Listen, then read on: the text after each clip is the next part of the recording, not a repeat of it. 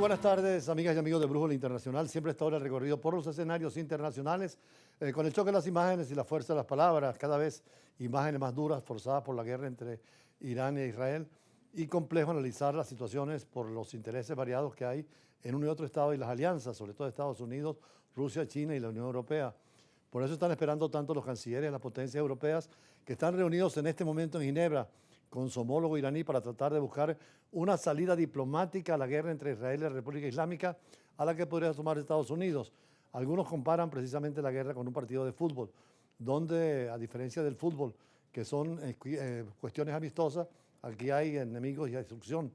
pero en el fútbol siempre hay jugadores, como en la guerra, unos que avanzan y otros que defienden, y hay goles, igual que en el béisbol hay carreras. Hasta el momento pareciera que Irán ha tenido más penaltis por la situación que ha tenido tanto en Siria como en Hamas y Hezbollah y otros aliados. Perdió sobre todo Siria, por donde pasan los misiles israelíes hacia Irán. Y naturalmente que esto es una pérdida grande porque en Siria antes estaba Bashar al-Assad. Lo mismo en la situación del Líbano y en otras regiones como los hutíes que han sido golpeados por Israel.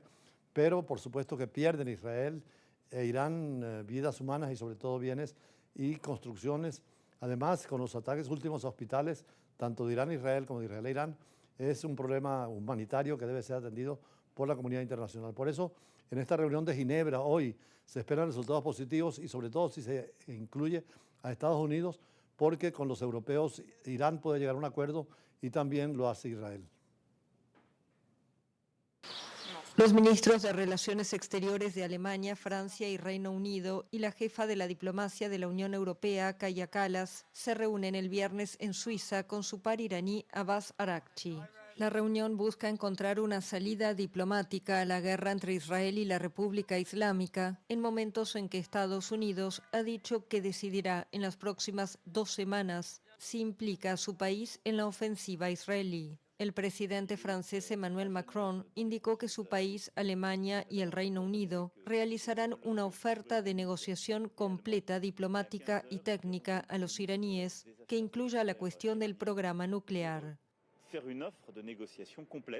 Por su parte, el ministro de Relaciones Exteriores británico, David Lammy, señaló que existe una ventana en las próximas 2 semanas para lograr una solución diplomática. Alemania, Francia y Reino Unido firmaron en 2015, junto a Estados Unidos, China y Rusia, un acuerdo con Irán para garantizar la naturaleza civil de su programa atómico a cambio del levantamiento progresivo de sanciones económicas. Pero en su primer mandato, Donald Trump retiró a Estados Unidos del acuerdo e Irán se desentendió del compromiso de limitar el enriquecimiento de uranio al 3,67%. Actualmente lo hace al 60%, todavía lejos del 90% para desarrollar un arma nuclear, y asegura que es únicamente con fines civiles. El viernes estaba prevista también una reunión del Consejo de Seguridad de la ONU, en una sesión solicitada por Irán con el apoyo de Rusia, China y Pakistán. Este dato es muy importante si Irán tiene uranio enriquecido, porque cuando se bombardeó una central nuclear, allí lo que hay son centrífugas que al dividir el átomo de uranio producen muchísimo calor y energía, y al enriquecerlo puede convertirse con más del 60% de enriquecimiento de uranio en armas atómicas, que también las hay, son las armas de fisión, pero pueden ser también armas de fusión nuclear, que son catastróficas, como vimos en Hiroshima y Nagasaki, una de fisión y otra de fusión. Y en el caso del reactor, puede generar esa contaminación, incluso despertar un invierno nuclear si hay un ataque nuclear. Y decíamos que en 10 minutos, 10 estaría una bomba desde Irán hasta Israel o de Israel a Irán. Por eso lo difícil, comparábamos con el fútbol donde se juega con cariño y con afecto y el que pierde no está tan derrotado, puede llegar otra vez. Pero en las guerras el que gana proclama su victoria con sus aliados y se destruye al enemigo. Y en este caso han dicho tanto Irán como Israel que van a llegar hasta el final, sin que tengamos como en el fútbol o con el deporte o en el béisbol árbitros que digan y jueces que señalen y penas que cumplir. No hay un tribunal internacional que juzgue y sobre todo una fuerza internacional que intervenga para poner la paz. De allí que el ataque contra una central nuclear, sobre todo la de Busherein, que se dice que podría ser atacada en Irán por Israel, causaría una catástrofe nuclear inmensa. De todo esto, el mismo Consejo de Seguridad y el jefe del Organismo Internacional de Energía Atómica, después de señalar que por el momento no se han detectado emisiones radioactivas en el país, pero el peligro existe porque La nube radioactiva se extiende muy rápidamente. Recordemos que cuando Chernobyl, hasta en Caracas, tuvimos que tener cuidado con la leche importada porque en la nube radioactiva, al comer las vacas el pasto, la lluvia traía radiación y eso pasa al ser humano también como a los animales y a las plantas. Es horrible, por eso el conflicto nuclear, porque haría una especie de invierno nuclear con el polvo, con el humo. Podría haber un enfriamiento del planeta y además esa contaminación, recuerden que todavía hay niños en Hiroshima y Nagasaki que nacen con problemas porque cambia el sistema genético, es decir, lo nuclear es terrible para armas, de ahí la importancia del derecho humanitario y la modificación que tiene que haber para adaptarlo a los nuevos tiempos y sobre todo definitivamente cerrarse ante la guerra, que es un apocalipsis para todos los que participan. Veamos este caso del reactor nuclear de Irán que puede ser atacado y después inclusive a Estados Unidos ha ofrecido tener aviones que pueden penetrar hasta 500 metros o 600 metros en tierra en centrales nucleares que están bajo protección, que Israel no puede llegar y eso complica aún más la situación. El Organismo Internacional de Energía Atómica alertó el viernes al Consejo de Seguridad de la ONU que un ataque contra la central de Bushehr en Irán podría causar una catástrofe nuclear. Países de la región se han puesto en contacto directo conmigo en las últimas horas para expresar su preocupación y quiero dejarlo absolutamente y completamente claro. En caso de un ataque a la planta de energía nuclear de Bushehr, un impacto directo podría resultar en una liberación muy alta de radiactividad al medio ambiente. Según el jefe de la OIEA, después de 8 días de ataques israelíes, en particular contra las infraestructuras nucleares iraníes, no se han registrado emisiones de radiaciones que afecten a la población, pero destacó que el peligro existe, en especial si se bombardea la central de Bushehr, ya que es una central nuclear en funcionamiento que alberga miles de kilos de material nuclear. Grossi pidió una solución diplomática para poner fin a los ataques de Israel contra Irán y aseguró que su agencia puede garantizar una estricta vigilancia en cualquier acuerdo para poner la tecnología nuclear iraní bajo control internacional.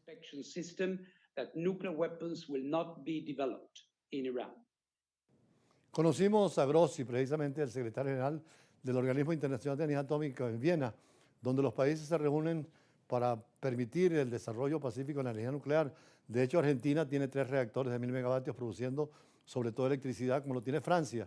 En esa época Argentina empezó en el 51, como Pérez Jiménez en Venezuela, con un pequeño reactor nuclear de menos de 5 megavatios. Hoy tienen casi 3 reactores de 3000 megavatios, con lo cual lo utilizan con fines pacíficos y este argentino precisamente fue nombrado secretario general porque América Latina además es el único continente donde las armas nucleares están proscritas por el Tratado de Tlatelolco y además donde ningún país se ha comprometido todos a desarrollar el uso pacífico del átomo. De allí que hoy sigamos hablando naturalmente en nuestro análisis de siempre y en nuestro editorial de este conflicto donde el petróleo está en el medio de todo el asunto, por eso también invitamos al primer invitado de hoy sobre el petróleo, que es lo determinante, porque allí Irán es el segundo productor de la OPEP de petróleo, pero el primero también en materia de gas, y además Arabia Saudita, Qatar, Emiratos Árabes Unidos, todos están implicados, sobre todo en el estrecho de Hormuz. Si un barco lo cierra de iraní, y Irán tiene la mayor costa frente al mundo árabe, podría ser catastrófico para la economía mundial. Pero sobre eso hablaremos más tarde.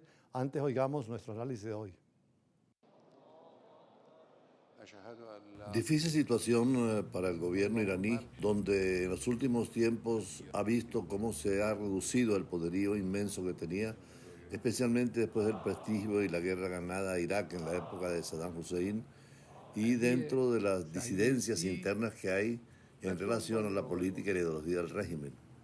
De allí que, criticando también a Israel, muchos especialistas, sobre todo por la situación de Palestina, se ve que el conflicto pueda tener extensión, sobre todo en los últimos tiempos, con la actitud del presidente de Estados Unidos, Trump, quien no oculta su cercanía con Israel, al margen de la situación de cierta prudencia de China y manifestaciones muy tenues de Rusia, que llaman fundamentalmente al diálogo, a la negociación, pero no ocurre lo que pasó con Ucrania, donde hubo una participación activa de potencias amigas de Ucrania frente a Rusia. En el caso de Irán, está muy solo en su situación de alianzas, especialmente en la región y a nivel internacional. El gobierno iraní ha visto a sus milicias aliadas derrumbarse y su capacidad de disuasión reducida desde el 7 de octubre del 2023, cuando el ataque de Hamas contra los israelíes, desató este conflicto y esta guerra donde la pérdida, sobre todo de vidas y bienes en Palestina, ha sido terrible y donde se busca la aplicación del derecho internacional humanitario, que es el que regula las situaciones de guerra y de conflicto. Ahora, ¿qué va a pasar con Irán? No se sabe, ya sea que capitule o busque un compromiso o opte por una escalada,